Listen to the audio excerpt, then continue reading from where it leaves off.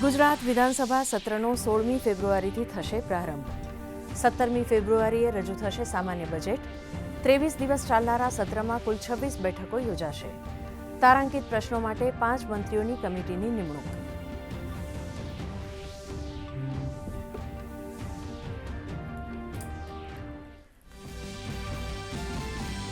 રાજ્યના નાગરિકોની રજૂઆતોનું ઝડપી અને પ્રામાણિક નિવારણ લાવવા માટે સુદૃઢ વ્યવસ્થા વિકસાવવા મુખ્યમંત્રીએ જિલ્લા કલેક્ટરોને કરી તાકીદ. સરકારી યોજનાના અસરકારક અમલીકરણ માટે ફિલ્ડ વિઝિટને પ્રાથમિકતા આપવા કર્યું સૂચન. ઓનલાઈન પોર્ટલ્સની સમયાંતરે સમીક્ષા કરવાના પણ નિર્દેશ. ભાવનગરવાસીઓની સુખાકારીમાં થશે વધારો. મુખ્યમંત્રી ભૂપેન્દ્ર પટેલે માર્ગ, ડ્રેનેજ અને પાણી પુરવઠા સહિત માળખાકીય સુવિધાઓ ધરાવતા વિકાસ પ્રકલ્પોનું કર્યું ખાતમુહૂર્ત અને લોકાર્પણ.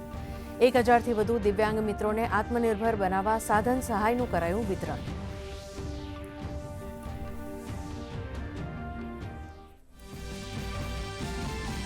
મુખ્યમંત્રીની અધ્યક્ષતામાં મળેલ કેબિનેટ બેઠકમાં પ્રધાનમંત્રી મોદીના ગુજરાત પ્રવાસની અભૂતપૂર્વ સફળતા અંગે થઈ ચર્ચા. મુખ્યમંત્રી અને નાયબ મુખ્યમંત્રીએ ટૂંકા ગાળામાં ભવ્ય આયોજન માટે વહીવટી તંત્રની કરી પ્રશંસા. તો દેશભરમાં 1 વર્ષ સુધી સોમનાથ સ્વાભિમાન પર્વ અંતર્ગત વિવિધ કાર્યક્રમોની કરાશે ઉજવણી.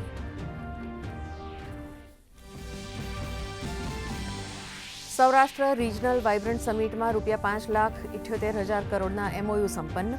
પ્રવક્તા મંત્રીએ આપી માહિતી. કહ્યું, રાજ્યના અન્ય વેપારી મંડળો સાથે 1-to-1 બેઠક કરીને સરકાર તેમના પ્રશ્નોનું લાવશે નિરાકરણ. તો ગુજરાતમાં સ્ટાર્ટઅપ ક્ષેત્રે મહિલાઓની સક્રિય ભાગીદારી હોવાનું જણાવતા જીતુ વાઘાણી.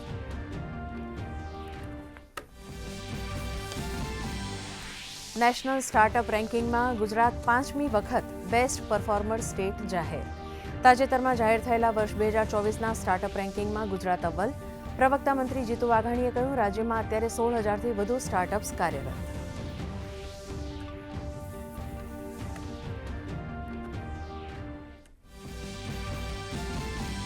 રાષ્ટ્રીય સ્ટાર્ટઅપ દિવસે પ્રધાનમંત્રી નરેન્દ્ર મોદીએ યુવાનોની જોખમ લેવાની ક્ષમતાની કરી પ્રશંસા. કહ્યું, 10 વર્ષ પહેલા 500 સ્ટાર્ટઅપ્સ હતા, આજે તે સંખ્યા 2 લાખને પાર.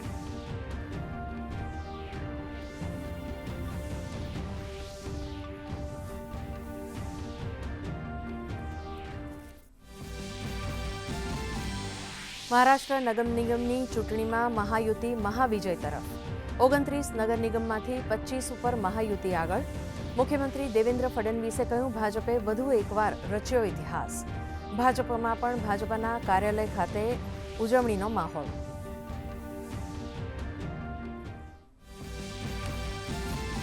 હાથીપગા રોગના નિર્મૂલન માટે ગાંધીનગર ખાતે આરોગ્ય કમિશનરની અધ્યક્ષતામાં વિવિધ વિભાગો સાથે યોજાઈ બેઠક.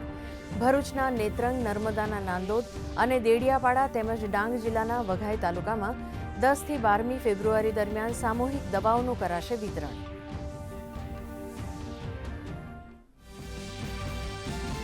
પવનની દિશા બદલાતા રાજ્યમાં ઘટશે ઠંડીનું જોર. આગામી 24 કલાક દરમિયાન લઘુત્તમ તાપમાનમાં 2થી 3 ડિગ્રીનો ઘટાડો થવાનું હવામાન વિભાગનું અનુમાન. 9.2 ડિગ્રી લઘુત્તમ તાપમાન સાથે નલિયા સૌથી ઠંડુ શહેર.